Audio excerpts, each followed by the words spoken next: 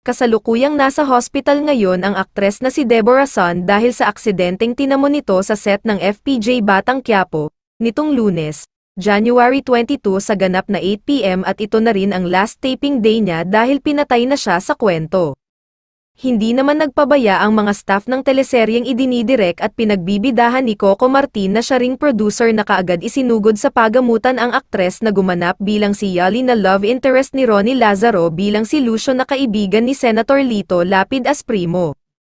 Hindi binanggit kung saan hospital nakakonfine si Deborah at wala ring sinabi kung anong klaseng aksidente ang nangyari pero kaagad na siyang nagpasalamat sa mga taong walang tigil sa kakatawag kung kumusta siya at kung okay siya.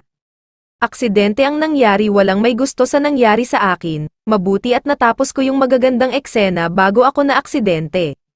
Base sa napanood na episode nitong Martes kung saan ipinakitang pinatay na ang karakter ni Yoli, ay hirap na hirap siyang maglakad habang nagkakaputukan at nagtatakbuhan ang grupo nila at ng mga kalaban na tila wala na sa script ang ikan-ikilos ni Deborah. Samantala, nagpapasalamat si Deborah sa mga taong nagpapadala ng tulong sa kanya.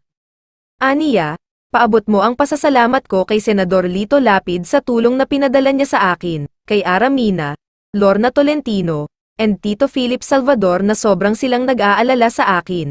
Maya't maya text ng text at tawag ng tawag kinakamusta ang kalagayan ko.